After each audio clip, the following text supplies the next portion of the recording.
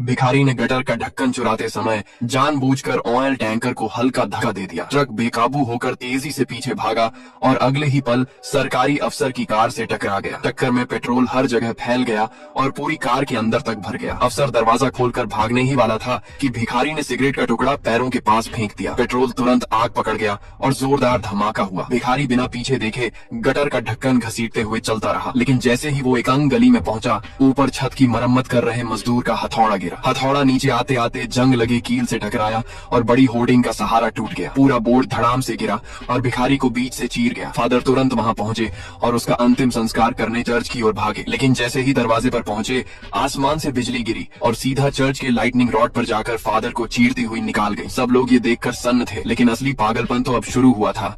इन चोरों का मकसद सिर्फ कैश लूटने का था, लेकिन उन्हें अंदाजा भी नहीं था कि उनके बगल में ही सोने का ढेर भी पड़ा है। एक सोने की ईंट का वजन 25 पाउंड था। वे इतना वजन नहीं उठा सकते थे, लेकिन जैक सोना छोड़ने को तैयार नहीं था। इसलिए उन्होंने उपकरण खरीदने के लिए $10 मिलियन नकद लिए। थोड़े समय बाद वह नया उपकरण वॉल्ट के निचले हिस्से में लेकर आया। फिर उसने फ्लेम थ्रोवर जलाया और उसे वॉल्ट की जमीन पर तान दिया। लगातार सिज सिज की आवाज के साथ जमीन में तेजी से एक बड़ा छेद जल गया। आदमी ने हैंडल हिलाया। कुछ ही पलों में फर्श पूरी तरह जलकर टूट गया। फिर गर्म उपकरण के जरिए ऊपर रखे सोने के टुकड़ों को पकाया जाने लगा। सोने के टुकड़े जल्दी ही पिघलकर तरल बन गए और फिर वो नीचे बने एक पूल में बहने लगे। पूल में जाकर वह सोना फिर से ठोस हो गया, लेकिन जैसे जैसे ज्यादा सोना पिघलता गया, वॉल्ट के अंदर का तापमान तेजी से बढ़ने लगा। थोड़ी ही देर में फायर फाइटिंग सिस्टम ने अलार्म बजा दिया। दमकल गाड़ियों को बैंक के गेट पर पहुंचने का आदेश दे दिया गया, जबकि वॉल्ट के नीचे दोनों लोग अब भी सोना निकालने की कोशिश कर रहे थे। ज्यादा समय नहीं बीता था कि महिला ने आखिरकार जैक को चेतावनी दी, अब निकलने का वक्त है। लेकिन जैक लालच में था, वो जाना नहीं चाहता था। अब तक फायर फाइटर्स और स्टाफ वॉल्ट के दरवाजे तक पहुंच चुके थे। मैनेजर ने कोड डाला और वॉल्ट का दरवाजा घुमा दिया, लेकिन जैसे ही वे अंदर पहुंचे, जो उन्होंने देखा वो उन्हें चौंका देने वाला था। वॉल्ट की फर्श में एक बड़ा छेद था और सोना गर्मी में पिघल रहा था, लेकिन जैक और उसके साथी पहले ही गाड़ी लेकर भाग चुके थे। पुलिस ने तुरंत गिरफ्तारी की कार्रवाई शुरू की। उन्होंने उस गाड़ी पर नजर रखी जो फेरी पर चढ़ी थी। जैसे ही गाड़ी फेरी से उतरी, 3 पुलिस कारों ने तुरंत उसे घेर लिया, लेकिन कार की पैसेंजर सीट पर एक पुतला बैठा था। असल में वे फेरी पर ही गाड़ी बदल चुके थे। वो आदमी सोना लेकर पहले।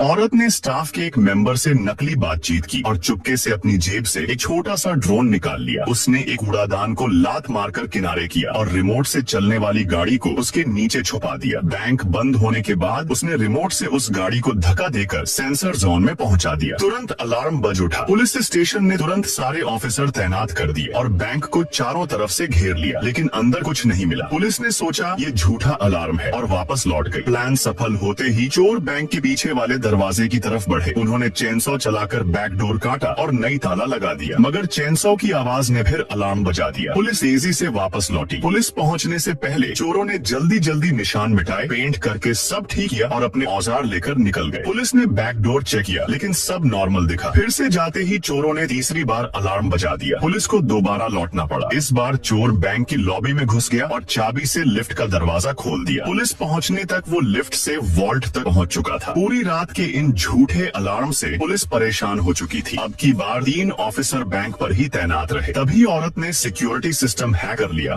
और सारे कैमरे फ्रीज कर दिए। वॉल्ट के सामने टीम ने कटिंग मशीन लगाई और साफ छेद बना दिया। एक मैकेनिकल आर्म अंदर गया और डाटा केबल डाल दी। कुछ ही मिनटों में औरत ने वॉल्ट का कोड क्रैक कर लिया। जैसे ही वॉल्ट का दरवाजा खुला, अंदर नोटों के पहाड़ नजर आए। कुल कीमत अरबों डॉलर की।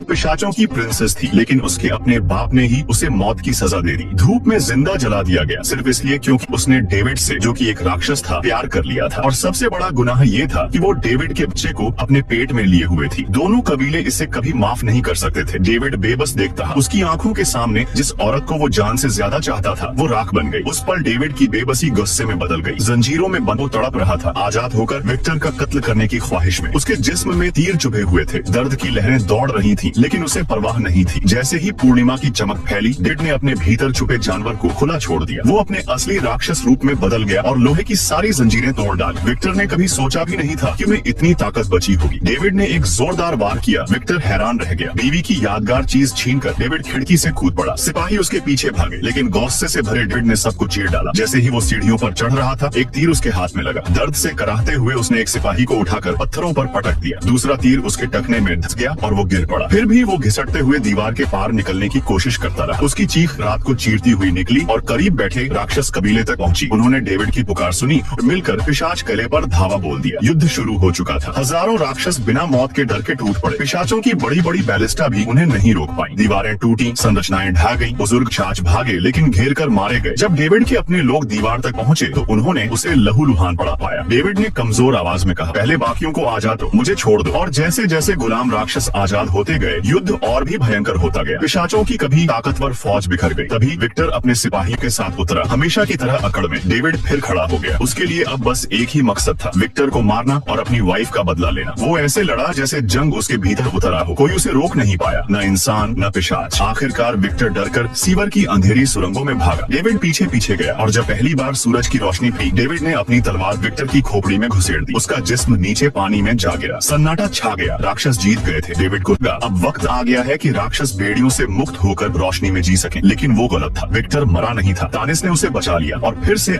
लड़की ने उस आदमी से कहा कि दूर रहो, मगर उसने बात अनसुनी करके उसका हाथ पकड़ लिया। जैसे ही लड़की मुड़ी, वो असल में खतरनाक दानव निकली, लेकिन उसके पास ये ताकत थी कि चाहो तो खुद को बेहद हसीन औरत में बदल ले। उसकी सबसे बड़ी लानत ये थी कि कोई उसे छू नहीं सकता था। उसका पूरा जिस्म जहरीला था। जो भी उस टकराता वही जहर से तड़प कर मर जाता। एक दिन लड़की साइकिल से गिर गई। एक उसका दीवाना फौरन भागता हुआ आया और उसे उठाने लगा। थोड़ी देर बातों के बाद उसने अपने दिल की बात कह दी। लड़की ने सख्त लहजे में मना किया और कहा कि यहाँ से निकल जाओ, मगर वो हटने को तैयार नहीं था। उसने जैसे ही लड़की को छुआ, उसके हाथ में जहर दौड़ गया। लड़की डर गई और तुरंत साइकिल पर चढ़कर भाग निकली। पीछे वो लड़का दर्द से चीखता हुआ पहाड़ी से लुढ़क गया। पुलिस पहुंची, सबूत इकट्ठे किए और लाश उठा ले गई। कुछ दिनों बाद एक और आशिक उसके पीछे पीछे आया। बार बार अपने प्यार का इजहार करता रहा। लड़की को डर था कि फिर से कोई उसकी वजह से न मरे। उसने साफ साफ मना कर दिया, मगर वो हटने को नहीं तैयार था। अचानक वो एक काली बिल्ली में बदल गया। असल में वो भी पहाड़ी आत्मा था। उसने लड़की को कसकर पकड़ लिया। लड़की अपने असली जहरीले रूप में लौट आई। वो सांस लेने के लिए तड़पने लगा और जमीन पर गिर पड़ा। लड़की ने फौरन पुलिस को फोन किया, मगर उनके पहुंचने से पहले ही वो मर चुका था। दो मौतें और दोनों ही जहर से। पुलिस के पास कोई सुराग नहीं था कि ये किस तरह का जहर है। तफ्तीश करते करते वो लड़की की साइकिलिंग टीम तक पहुंचे और उसके दोस्तों से पूछताछ की। आखिरकार पुलिस लड़की के घर पहुंची। वहाँ उसकी माँ बेहोश पड़ी थी और उसकी दादी हाथ में लाल लोहे की छड़ लिए उसकी तरफ बढ़ रही थी। दादी चाहती थी कि लड़की का चेहरा जला दे ताकि मर्द उसकी तरफ खींचे ही न। पुलिस ने वक्त रहते दादी को रोक लिया। उन्हें लगा लड़की बेकसूर है। उन्होंने उसे गिरफ्तार नहीं किया, बल्कि एक खास दवा पिलाई। कहा गया कि इसके जिस्म से जहर खत्म कर देगी। उन्हें खुद नहीं मालूम था कि इसके साइड इफेक्ट्स क्या होंगे, मगर लड़की को इससे कोई फर्क नहीं पड़ा। उसने सोचा इससे बदतर जिंदगी क्या होगी। उसने बिना झिझके वो दवा पी ली। उसके लिए मोहब्बत से दूर रहना सबसे बड़ा अजाब था। 3 महीने बाद उसे वो शख्स मिला जिससे वो सचमुच मोहब्बत करने लगी। घबराहट ने पूछा, तुम्हें मेरे रूप से कोई ऐतराज तो नहीं? वो मुस्कुराया और बोला, तुम वाकई बहुत खूबसूरत हो। लड़की शर्मा गई और सिर